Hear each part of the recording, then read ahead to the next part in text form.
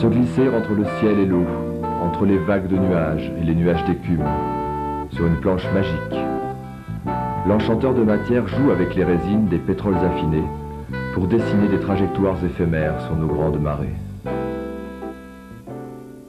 Le surf, contrairement à ce que beaucoup de gens croient, est un sport très ancien.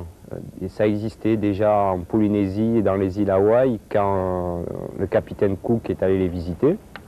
Il le relate d'ailleurs dans ses récits. Il a vu des gens qui étaient dans des vagues avec des espèces de troncs d'arbres taillés. Et à cette époque, c'était une sorte de rite d'initiation, un test de courage où les plus vaillants s'affrontaient justement dans les rouleaux du Pacifique. Bon, la fabrication commence par le collage d'une latte en bois au milieu de la planche. Cette latte a été découpée sur une courbe déjà établie qui me servira de guide pour le chef de la planche plus tard. Cette latte en bois sert de raidisseur au milieu de la planche et d'axe de symétrie aussi au niveau de la taille. Le gros boom du surf a commencé après la Deuxième Guerre mondiale. La Deuxième Guerre mondiale a permis de développer tous les matériaux composites qui ont servi dans la fabrication des armements, des navires, etc. Et donc la résine polyester, la fibre de verre, la mousse polyuréthane, le polystyrène ont commencé à être utilisés dans le domaine public dans les années 50. Et c'est là qu'en Californie, vraiment le surf a démarré très fort. Le surf est arrivé en Europe en 1956, c'est un cinéaste, Peter Wertel, qui venait tourner un film sur la côte basque à Biarritz et qui a vu les rouleaux qui étaient magnifiques et il a fait venir une planche. Pour surfer un peu, et quand il est parti, il a laissé cette planche à des biarros qui ont commencé le surf comme ça. C'est un sport qui a toujours progressé, très lentement, mais sûrement. Si on pourrait le comparer à la planche à voile, qui a eu un énorme boom dans les années 80, et après qui a diminué parce que c'est devenu un sport qui a une image un peu trop radicale, trop extrême, et beaucoup de gens s'en sont détournés, tandis que le surf a toujours augmenté et progressé régulièrement.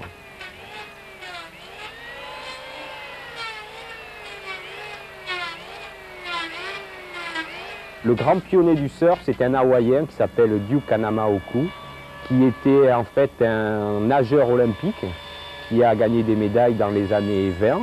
Et c'est lui qui a introduit le surf en Australie, qui est allé en Californie plusieurs fois pour faire des démonstrations. Et c'est lui qui a vraiment lancé le surf à l'échelon mondial.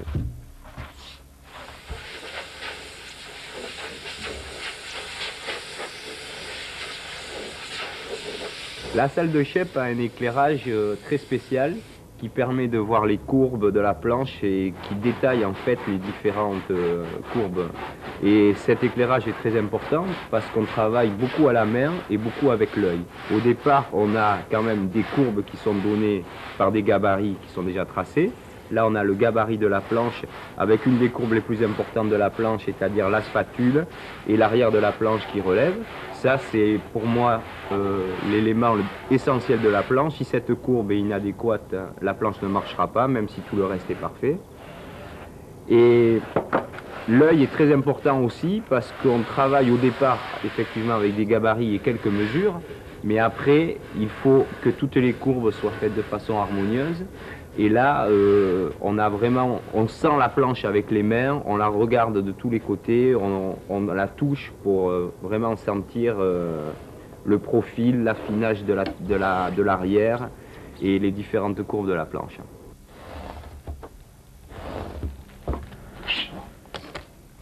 La première fois que j'ai vu des surfeurs en France, c'était en 68, je crois, j'avais 11 ans. Et il y avait quelques Américains qui commençaient à venir surfer sur nos plages à Hossegor, etc. Moi, j'ai commencé à faire des compétitions. J'ai été champion de France plusieurs fois dans les années 70. J'ai été champion d'Europe en 1975. Et après, j'ai un peu laissé tomber, je dois dire. J'ai commencé à faire mes études, etc. Et j'ai commencé à faire des planches moi-même en 73.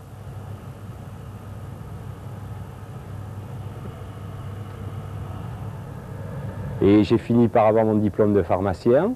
C'était en 1980, juste au moment où le surf commençait à démarrer. Et en fait, j'ai très peu travaillé en pharmacie. J'ai commencé à travailler dans un atelier qui s'installait à Hossegor à l'époque, un atelier australien, où j'ai fait mes premières armes, où j'ai appris vraiment les bases du métier avec des professionnels. Et je me suis lancé à mon compte il y a 5 ans maintenant.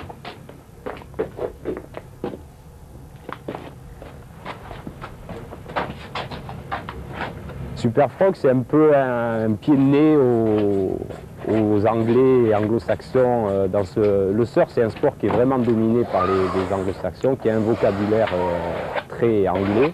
On n'a pas encore fait toutes les traductions de termes techniques. Moi-même, on m'appelle un shaper, qui vient de l'anglais shaper, mettre en forme, sculpter. Mais je ne suis pas un sculpteur, je ne suis pas un dessinateur. Je fabrique des planches de surf et on n'a pas encore trouvé d'autres termes.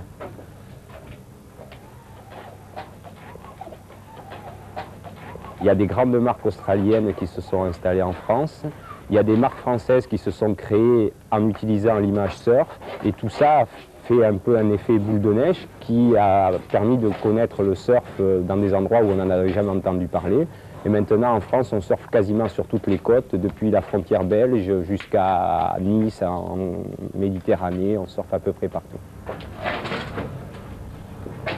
Au départ, on utilisait principalement de la résine polyester. Maintenant, moi, personnellement, j'utilise de la résine époxy, qui est plus performante aussi, qui n'existait pas il y a encore 20 ans. Tout ça s'est affiné, on est dans une période où on veut de la performance, de la radicalité, et ça devient très léger. Il y a 10 ans, une planche pesait 7-8 kg. Maintenant, on arrive à des poids de 2 à 4 kg, quoi, pour une solidité supérieure. La stratification, c'est une étape très importante de la fabrication parce que, évidemment, le morceau de polystyrène qu'on a shapé au départ n'a aucune solidité mécanique. Et l'apport de fibres de verre et de résine va donner justement cette dureté, cette solidité de la planche. C'est une étape assez délicate parce qu'on utilise des résines qui ont des durcisseurs rapides pour éviter que la résine coule en dehors de la planche.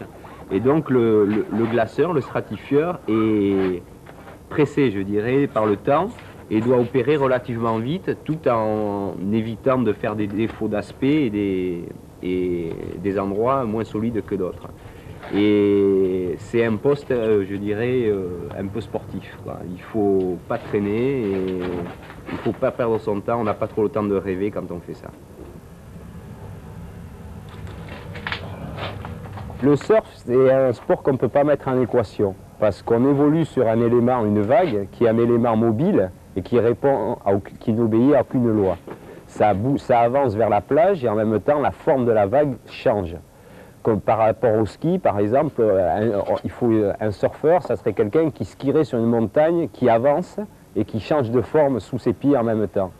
Donc c'est très dur à mettre en équation. Donc ça laisse à des gens comme moi qui fabriquons des planches une énorme marge de manœuvre parce que tout ce qu'on crée est un peu subjectif. On n'obéit à aucune loi physique précise. Depuis le temps qu'on fait des planches, on s'est aperçu qu'il y avait beaucoup de choses différentes qui marchaient, mais il y en a qui marchent mieux que d'autres. Et c'est là que nous, shapers, créateurs de planches, on intervient. Une planche de surf aujourd'hui, c'est un petit bout de plastique, on peut dire, qui est pas lourd du tout. Ça pèse, celle-là doit peser 2,5 kg. C'est une forme de goutte d'eau avec un avant spatulé qui permet évidemment de glisser. On peut comparer ça à un ski en quelque sorte, à part qu'on n'a pas les pieds attachés dessus, on est posé dessus. Il y a un avant spatulé, un arrière avec des lignes de fuite profilées pour favoriser la glisse. Et ce qui est important, c'est dessous, on a 3 ailerons qui se situent autour du pied arrière et qui permettent de diriger la planche. La base, c'est ça. Quand le surf a commencé à se développer en France dans les années 70, quand j'ai commencé à surfer, les surfeurs étaient marginaux dans le sens où déjà ils étaient peu nombreux. C'était l'époque hippie, mais ça a beaucoup évolué. Maintenant, il y a des structures, il y a une fédération qui est très bien organisée, il y a des prises en charge pour les gamins dès 4-5 ans, on peut commencer à surfer. C'est pas un sport dangereux du tout parce qu'en fait on est dans de l'eau, on ne fait jamais tomber dans de l'eau.